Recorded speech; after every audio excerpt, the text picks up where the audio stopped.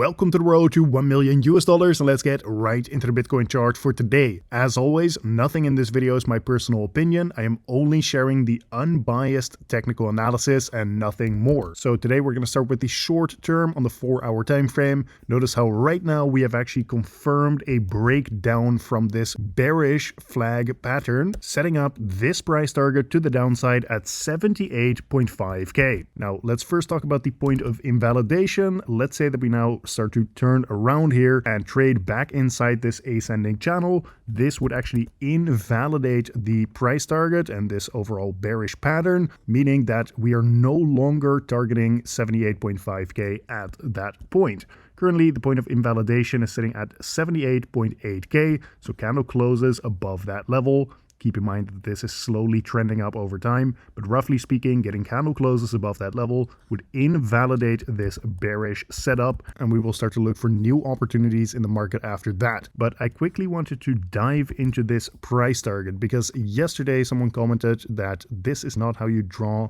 the bear flag length, as in the price target. Bigfoot Brain here said you mark the previous dump and that takes you to 72k. So putting this to the test, basically what he is saying here is that you need to take this and then you basically get some kind of price target at about 72k. However, an important detail was missed here because a flag pattern ideally has a retracement of 36 to 50%. So if we take a Fibonacci retracement here and you actually look at the full flagpole, then you can see that in fact this was a 50% retracement in line with expectations of a valid bear flag pattern. So if you're going to be measuring this, you need to measure the full move. In this case, that would set up a price target somewhere in the low 60s. Now, when you look at this, it makes sense to be using the conservative price target in this case. For you guys that may be newer to trading, let me quickly just show you this Investopedia article about flag patterns. Here it is talking about the profit target, saying conservative traders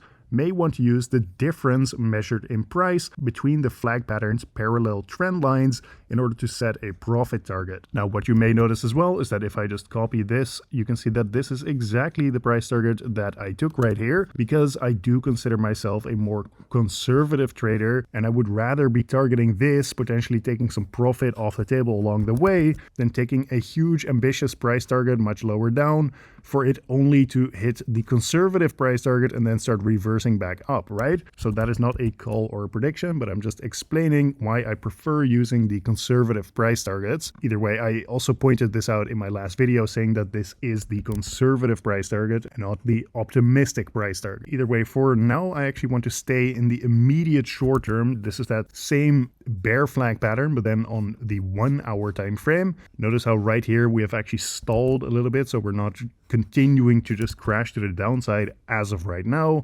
Take note of the fact that we are in deep oversold territory on this 1-hour RSI, typically pointing towards there being limited room to the downside. So while this trend is obviously pointing to the downside here, and on the 4-hour time frame it makes sense to be bearish as well, there is actually limited room to the downside at the moment. This is why you are starting to see this crash here cool off by the Bitcoin price basically just chopping sideways for a bit. So there's a couple of outcomes here. You could see a short reset here. So you basically dip out of oversold territory and then just continue to crash lower. So maybe a bit of consolidation and then continue to crash lower from there. But another outcome is that we get a full reset of the RSI back to around this 50 level. This is actually what happened last time as well. So we got into deep oversold territory here, and from there the RSI reset back to around this 50 level by the price getting a bit of a bounce before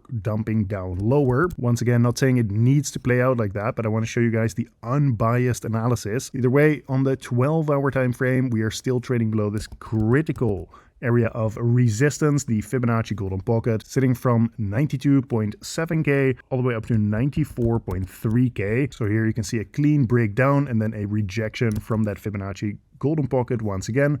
Right now we're trading right around this 0.786 level of support, sitting at 85.6k. Same thing on this 1 day time frame. We actually lost this level of support, sitting from 92 all the way down to 90,000, and immediately after that fell into this next area of support below, sitting from 87 all the way down to 85k. In the case if we break down below 85,000, guys, the next area of support below that is already sitting from 82 all the way down to 80,000 US dollars in the Bitcoin price. Moving on to the Bitcoin liquidation heat map. In the case that you don't know, typically the Bitcoin price gets attracted to where there is the most liquidity on this chart. So right now there's liquidity to the downside at 85.1k, but there is a bunch of liquidity to the upside here as well. So especially for you guys that are in a short at the moment, be a bit cautious, considering that we are in deep oversold territory on that 1 hour time frame. There could come some kind of sweep of these areas of liquidity up here. For example, already sitting around this 86.8k level. There is a bunch of liquidity at 87.8k as well.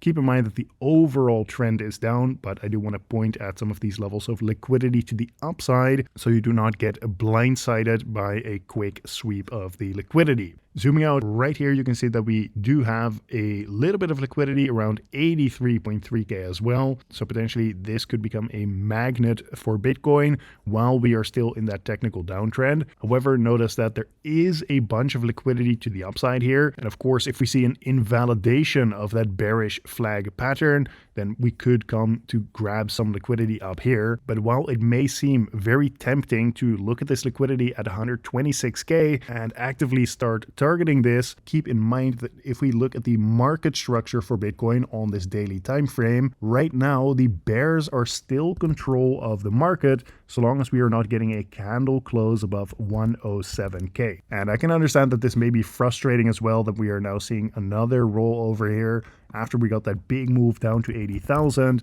Well, probably over the past couple of weeks here, you saw a bunch of videos of people saying like, yeah, we're going straight to new all-time highs. And now finally the big move to 150k or something is coming. But really nothing has actually changed in terms of the overall market structure on this daily time frame. We are still just bearish biased, right? So right now, if you want to ask me what would actually change my mind, what would make me flip bullish on Bitcoin once again, or am I now some kind of perma bear that thinks that we need to go lower forever or something like this? Well, simply said, we need to see a break of this descending trend line, get a candle close above 107.5k, and from that point onwards, guys, you will see me change this text and say that the bulls are in control of the market at that point. Because keep in mind, I have had this text in my chart since we were trading right around here and we got that bearish change of character, right?